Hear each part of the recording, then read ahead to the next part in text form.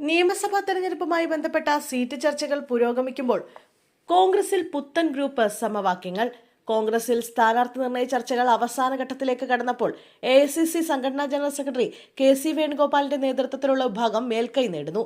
പ്രതിപക്ഷ നേതാവ് VD സതീശനെയും മുതിർന്ന നേതാവ് രമേശ് ചെന്നിത്തലയും മറികടന്നാണ് KC വേണുഗോപാൽ വിഭാഗം സ്വാധീനം വർദ്ധിപ്പിക്കുന്നത്.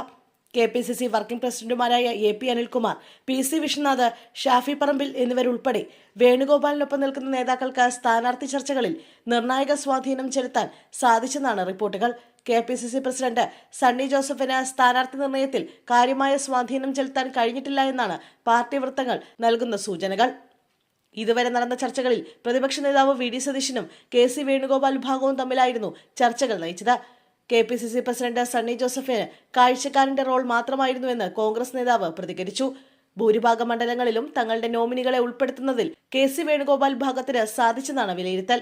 തെരഞ്ഞെടുപ്പിന് ശേഷമുള്ള സാഹചര്യം കണ്ടാണ് ഈ നീക്കം. തികഞ്ഞ ധാർഷ്ട്യത്തോടെയായിരുന്നു KC പക്ഷം ചർച്ചകളിൽ ഇടപെട്ടതെന്നാണ് ഹൈക്കമാൻഡുമായി ചേർന്ന് നിൽക്കുന്ന മുതിർന്ന നേതാവിന്റെ പ്രതികരണം. CPMുമായി ചേർന്ന് നിൽക്കുന്ന വെട്ടിത്തിരുത്തലിന് സമാനമായ നീക്കമായിരുന്നു KC പക്ഷം നടത്തിയത്. രമേശ് ചെന്നിത്തല മാത്രമാണ് എതിർചേരിയിൽ നിന്ന് രക്ഷപ്പെട്ടത് എന്നാണ് നേതാവിന്റെ പ്രതികരണം.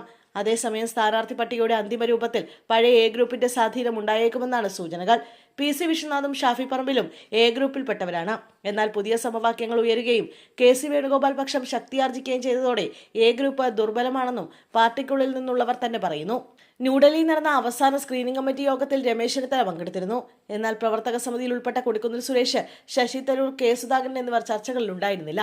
പാർലമെന്റ് സമ്മേളനത്തിന്റെ ഭാഗമായി ഈ നേതാക്കളെല്ലാം ഡൽഹിയിലുണ്ടായിരുന്നു. എന്നാൽ ചർച്ചകൾ KC വേണുഗോപാൽ പൂർണ്ണമായി നിയന്ത്രിക്കുന്ന നിലയിലായിരുന്നു സാഹചര്യമെന്ന് ഒരു കോൺഗ്രസ് MP ആരോപിച്ചു. അനൗപചാരിക ചർച്ചകൾ ഒരു ഘട്ടത്തിൽ വേണുഗോപാലിന്റെ ഔദ്യോഗിക വസതിയിലാണ് നടന്നത്. ഈ നേതാക്കളെ ഒഴിവാക്കാനായിരുന്നു ഈ നടപടി എന്നാണ് ആരോപണം. സ്ഥാനാർത്ഥി നിർണയത്തിൽ KC വേണുഗോപാൽ കടുംപിടുത്തം തുടർന്നതോടെ രമേശ് ചെന്നിത്തലയും VD സതീശനും തങ്ങളുടെ വിശ്വസ്തരെ മാത്രം സംരക്ഷിക്കുന്ന നിലയിലേക്ക് ചുരുങ്ങിയെന്നാണ് പല നേതാക്കളുടെയും പ്രതികരണം. ഉദയ്പൂർ ചിന്തൻ ശിബറിന്റെയും രാഹുൽ ഗാന്ധിയുടെ നിർദ്ദേശങ്ങളും അട്ടിമറിക്കുന്ന നിലയിലായിരുന്നു പ്രവർത്തനങ്ങളെന്നും പാർട്ടിക്കുള്ളിലെ വൃത്തങ്ങൾ പറഞ്ഞു. സ്ഥാനാർത്ഥി നിർണയത്തിൽ DCCകൾ സമർപ്പിച്ച പട്ടികയ്ക്ക് പ്രാധാന്യം ലഭിച്ചില്ല. നേതാക്കളുടെ പിന്തുണയിൽ സീറ്റുകൾ 3 വിഭാഗങ്ങളും വീതം വെച്ചതായും ആരോപണമുണ്ട്. OBC പ്രാതിനിധ്യത്തിനായുള്ള രാഹുൽ ഗാന്ധിയുടെ നിർദ്ദേശവും പാലിക്കപ്പെട്ടില്ലെന്നും വിമർശനമുണ്ട്.